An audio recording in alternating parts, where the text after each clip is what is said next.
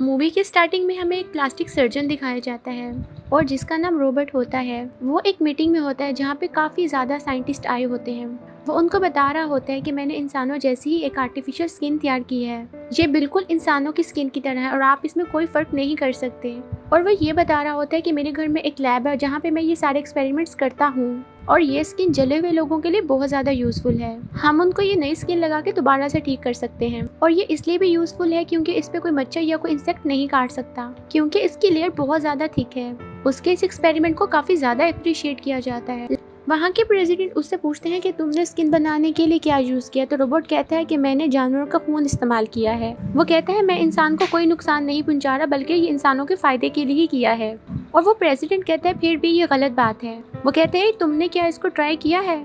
तो रोबोट कहते हैं जी मैं ट्राई करने के बाद ही तो बता रहा हूँ कि ये इंसानों की स्किन के साथ बिल्कुल मैच कर जाती है। और वो कहता है कि मैंने एक एक्सपेरिमेंट किया है और एक इंसान पे ट्राई किया है। तो प्रेसिडेंट कहता है कि ये तुमने बहुत गलत किया। वो कहता है तुम्हें हमें बताना चाहिए था, तुम अपने ही घर में किसी भी इंसान के ऊपर कोई भी एक्सपेरिमेंट कर दोगे क्या? और सोचो कि अगर ये एक्सपेरिमेंट फेल हो जाता तो तुम्हारा क्या होता। तुमने किसी इंसान के डीएनए के साथ रद्दोबदल कर दी है, किसी और का डीएनए उसके साथ मैच कर दिया है और तुम जानते हो ना कि साइंस में ऐसा करना क्राइम है। और आई एम सॉरी, मैं तुम्हें इस एक्सपेरिमेंट के लिए लाइसेंस नहीं दे सकता और तुम्हें इसको डिसकंटिन्यू करना होगा। तो रोबोट कहता है ठीक है, जैसे आपको ठीक लगे। और वो वहाँ से गुस्से से अपने घर आ जाता है और उसके घर एक लड़की होती है जिसके छोटे बाल थे और वो हमेशा स्किन कलर का ड्रेस पहनती थी और उसका नाम था वेरा। रोबोट ने उसको अपने घर में कैद किया हुआ था और हर जगह सिक्योरिटी कैमरास लगे हुए थे ताकि वो उस पर नजर रख सके और उसने उसके लिए एक मेड भी रखी हुई थी। रोबोट उस औरत को अपनी माँ कहता था क्योंकि शुरू से उसी औरत ने रोबोट को पाला। और दूसरी तरफ हम वेरा को देखते हैं जो कि अपनी लाइफ से काफी ज्यादा तंग थी और उसने कई बार अपना गला और अपनी वेन्स काटने की भी कोशिश की, लेकिन उसकी स्किन इतनी मोटी थी कि उसे कोई भी ब्लड नहीं निकलता था और वो हर बार बच जाती थी। और फिर हमें ये भी पता चलता है कि वेरा की जो शक्ल थी वो सेम टू सेम रोबोट की वाइफ जैसी थी। क्योंकि रोबोट एक प्लास्टिक सर्जन था इसीलिए उसने उस लड़की की शक्ल अपनी वाइफ जैसी कर दी थी। और हम देखते हैं कि रोबोट एक दिन बाहर जाता है और उस मेड का बेटा उसके घर आता है अपनी माँ से मिलने के लिए, लेकिन वो बिल्कुल भी अच्छा लड़का नहीं था। वो काफी चोरियां किया करता था, वो एक बुरा लड़का था। वो गेट के बाहर से अपनी मॉम को कहता है कि दरवाजा खोले, मुझे मिलना है आपसे, लेकिन उसकी मदर फोन पे और साथ में कैमरे में देखते हुए कहती है कि नहीं, तुम अंदर नहीं आ सकते। वो कहती है मेरा तुम्हारे साथ कोई रिश्ता नहीं, तुम चले जाओ यहाँ से। तो वो आगे से इमोशनल हो जाता है। वो कहते हैं मामा मुझे आपकी याद आ रही है। तो वो मेड इमोशनल होकर दरवाजा खोल देती है। वो बुरा आदमी अंदर आके किचन में से सारी चीजें खाने लग जाता है और साथ ही साथ वो एलसीडी पे देख रहा होता है कि एक लड़की है जिसकी शक्ल रोबोट की वाइफ जैसी है। वो कहता है ये तो मारी गई थी, ये कहाँ से आई? वो उसके पास जाता है और उसको टॉर्चर करने लग जाता है, लेकिन तभी वहाँ पे लकीली रोबोट आ जाता है और वो ऐसा होता देख के वो उस बुरे लड़के को शूट कर देता है। और वो वेरा के पास जाता है और उसे कहता है कि क्या तुम ठीक हो? और यहाँ पे पहली बार रोबोट की फीलिंग्स में चेंज आया था कि कोई वेरा के साथ बुरा कर रहा था, क्योंकि वेरा की शक्ल उसकी वाइफ जैसी थी और वो ये बर्दाश्त नहीं कर पाया था। और उसके बाद रोबोट उस बुरे आदमी की बॉडी को वहाँ से ले जाता है और उसके बाद मेड वेरा के पास जाती है और उसे कहती है क्या मैं तुम्हें सच बताऊं कि अगर वो बुरा लड़का मेरा बेटा है तो रोबोट भी मेरा सगा बेटा है।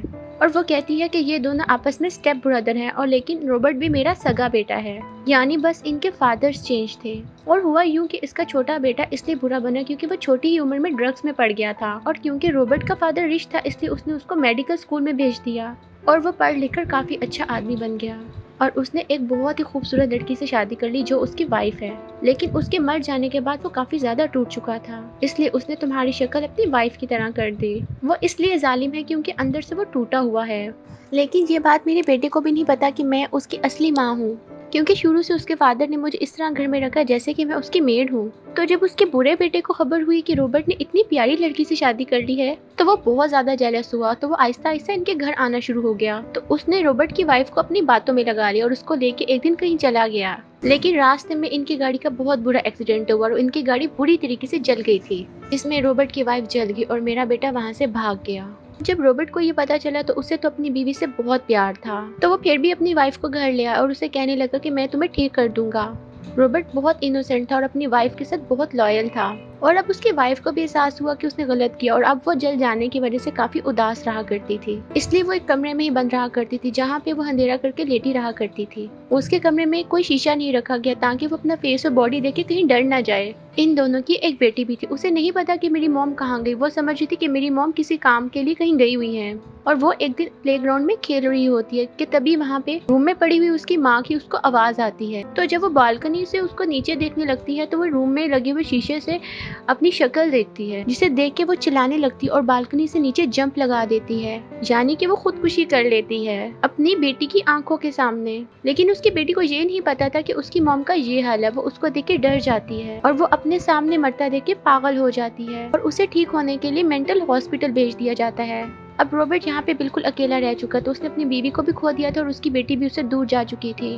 और अब यहाँ पे मेड स्टोरी बताना बंद करती है और अब हम देखते हैं कि रॉबर्ट वेरा के साथ काफी ज्यादा अच्छा हो गया है।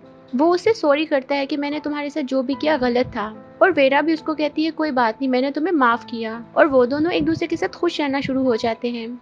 तो एक रात जब वो सो रहे होते हैं तो उन दोनों को एक ख्वाब आता है। रॉबर्ट का जो ख्वाब आता है वो ये था, क्योंकि वो अपनी बेटी से बहुत ज्यादा प्यार करता है, इसलिए वो नहीं चाहता था कि उसकी बेटी सारी जिंदगी मेंटल हॉस्पिटल में गुजारे।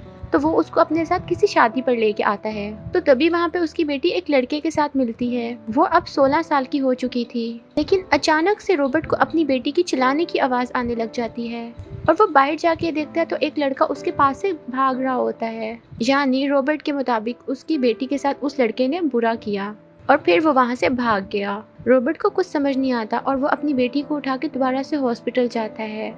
तो वहाँ उसको डॉक्टर कहते हैं ये पहले ही बीमार थी और अब इसके साथ ये हो गया, तो इसके दिल में आदमियों को लेके डर आ गया है। इवन ये आपसे भी डर रही है, इसलिए फिलहाल आप इसके पास ना आए। और अब हम बढ़ते हैं वेरा के ख्वाब की तरफ। वेरा अपने ख्वाब के शुरू में एक लड़के को देखती है। ये वही लड़का था जो शादी की रात रॉबर्ट की बेटी के साथ था और रॉबर्ट को देख के वहाँ से भाग गया। दरअसल इसकी मदर की एक बुटीक थी जहाँ पर ये खुद भी काम किया करता था। और उस रात जब वो रॉबर्ट की बेटी के साथ मिला तो उसे ये पता चला कि वो ड्रग्स लेती है और वो कुछ पागल है। तो उसने उसको कहा कि तुम ठीक हो जाओगी और तुम्हें घबराने की कोई जरूरत नहीं। और जैसे ही उसने उसके साथ फ्रैंक होने की कोशिश की तो उसकी बेटी ने चिल्लाना शुरू कर दिया, क्योंकि वो मेंटली इल थी और वो लड़कों से घबराया करती थी। जैसा रॉबर्ट सोच रहा था वैसा बिल्कुल नहीं था। वो लड़का जो उस रात उसके साथ था वो एक अच्छा लड़का था। तो जब उस लड़की ने चिल्लाना शुरू किया तो वो डर गया कि लोग मेरे बारे में क्या सोचेंगे, तो वो वहाँ से डर के भाग गया। और रॉबर्ट ने उसको गलत सोच लिया और कुछ ही दिनों में उस लड़के को किडनैप करके अपने पास कैद कर लिया और उसकी बाइक को भी एक पहाड़ी पर रख दिया, ताकि लोगों को ये लगे कि इसका एक्सीडेंट हो गया और ये स्टिल मिसिंग है। पुलिस को लगा कि शायद वो डूब गया है और वो इस केस को बंद कर देते हैं, यानी कि रॉबर्ट पे कोई नाम नहीं आता। लेकिन उस दौरान उसकी मदर ने न्यूज़पेपर में काफी बार बोला और अपने बेटे की पिक्चर भी दी कि मेरा बेटा मिसिंग है। वो अखबार रॉबर्ट के पास भी आया, लेकिन रॉबर्ट के दिल में जरा भी रहम नहीं आया, लेकिन उसने उल्टा उसका जेंडर ही चेंज कर दिया और डॉक्टर्स भी उसके साथ मिल गए। रॉबर्ट ने उस लड़के को अपने घर में ही कैद कर लिया था। वो अपनी बेटी का बदला ले रहा था, जो सिर्फ उसकी गलतफहमी थी, जो उसकी सिर्फ मिसअंडरस्टैंडिंग थी। इवन एक दिन ऐसा आया कि उसने उसकी शक्ल बदल दी और इवन उसको बिल्कुल लड़की की तरह ही बना दिया। यहाँ देख के हैरान हो जाएंगे कि ये कोई और लड़की नहीं बल्कि ये वेरा ही थी। यानी रॉबर्ट ने उस लड़के को ट्रांसफॉर्म कर दिया था एक लड़की में और अपनी वाइफ की शक्ल देके उसको वेरा बना दिया। ऊपर से स्किन जो उसने बना के रखी थी वही स्किन उसने वेरा की बॉडी पे लगाना शुरू कर दी, ताकि किसी को पता ना चल सके कि पहले ये लड़का हुआ करती थी। और इस बात को 6 साल हो चुके थे और वेरा अपनी जिंदगी से बिल्कुल खुश नहीं थी और उसने कई बार अपनी जान लेने की कोशिश की, जैसे कि आपको पहले ही भी बताया कि उसकी स्किन कटती ही नहीं थी। और यहाँ पे वेरा का भी ख्वाब खत्म हो जाता है। यानी कि दोनों के ख्वाबों में इन दोनों की इनसिक्योरिटी से इन दोनों का डर था और ऐसी चीज जो दोनों ये बुला भी नहीं सकते थे। और जब ये दोनों सो के उठते हैं तो एक दूसरे को सॉरी करते हैं और वो कहते हैं कि हम एक दूसरे के साथ रहेंगे जैसे कभी कुछ ना हुआ। वो दोनों एक दूसरे के साथ नाश्ता करते हैं और वो काफी बातें करते हैं। और तभी वहाँ पे रॉबर्ट का एक दोस्त आता है और वो उसे वही न्यूज़पेपर दिखाता है जिसमें उस लड़के के मिसिंग होने की खबर थी। और वो कहता है कि पुलिस इस केस पर दोबारा इन्वेस्टिगेशन कर रही है। और वो कहता है क्योंकि उसकी माँ अभी तक इस बात को नहीं भूली और मुझे डर है कि तुम जल्दी पकड़े जाओगे, क्योंकि तुमने बिना इजाजत के उस लड़के का जेंडर चेंज किया है। और तभी वहाँ पे वेरा आती है और वो कहती है मैं ही वो लड़की जो पहले लड़का हुआ करती थी और ये सब कुछ मेरी मर्जी से हुआ है। वो कहती है मैंने इस बात की इजाजत दी थी रॉबर्ट को, और ये कह के वो रॉबर्ट का दिल जीत लेती है। और वो रॉबर्ट अब वेरा को बहुत ज्यादा प्यार करने लगा था और उसका डर भी खत्म हो गया था कि वो कभी पकड़ा भी जाएगा। और वो वेरा को कहता है कि तुम मुझे अब और भी ज्यादा अच्छी लगने लगी हो। वो कहता है तुमने मेरा साथ दिया इसके लिए शुक्रिया। और उसके बाद वो दोनों अपने अपने काम पर लग जाते हैं। और तभी वेरा अपनी कोई चीज ढूंढ रही होती है तो उसे वो न्यूज़पेपर दिखाई देता है जिस पे उसकी पुरानी पिक्चर थी जब वो लड़का हुआ करती थी। और जब उसे फील होता है कि मेरी मदर मुझे इतने सालों से ढूंढ रही है तो, और इसने मुझे यहाँ पे 6 साल से कैद रखा हुआ है, और उसे अपनी पुरानी शक्ल देख के सब कुछ याद आने लगता है। और उसे रॉबर्ट पे बहुत ज़्यादा गुस्सा आता है और वो गन लेके उसके पास जाती है और वो रॉबर्ट को शूट कर देती है। और रॉबर्ट यहाँ पर अपनी आखिरी सांस लेता है। उसकी मेड यानी उसकी मदर भी ऊपर आती हैं और उसके हाथ में भी गन होती है। इससे पहले कि वो वेरा को शूट करती, वेरा उसको मार डालती है। और अब वो कुछ नहीं चाहती थी सिवाय इसके कि उससे सिर्फ अपनी मदर से मिलना है। और वो कहती बस बहुत हो गई एक्टिंग, अब मुझसे और बर्दाश्त नहीं होता। वो रॉबर्ट के साथ जो भी अच्छा रहने का ड्रामा कर रही थी वो सिर्फ एक एक्टिंग थी, और वो इसलिए कर रही थी उसे मारकर वो आज़ादी हासिल कर सके। और वह सीधा वहाँ से अपनी मदर की बुटीक पे जाती है जहाँ पर वो खुद भी काम किया करती थी। वहाँ पे उसको अपनी मदर की असिस्टेंट मिलती है और उसके सामने वो रो देती है। और वो उसको कहती है कि मैं वही लड़का हूँ, जब मैं लड़का था तो मैं तुम्हें पसंद किया करता था, लेकिन देखो उन लोगों ने मेरे साथ क्या किया। वो कहती है इस बात को 6 साल हो गए और मैं इस रियलिटी को एक्सेप्ट ही नहीं कर पा रहा। और तभी उधर उसकी मदर भी आ जाती है और वेरा रोने लग जाती है। वो कहती है कि माँ मैं आपका वही बेटा हूँ, बेशक उन्होंने मेरी स्किन चेंज कर दी और मेरा जेंडर चेंज कर दिया, लेकिन अभी भी मैं आपका वही बेटा हूँ। और इसी इमोशनल सीन के साथ ये मूवी भी यहाँ पर ख़त्म हो जाती है। Thank you so much for watching.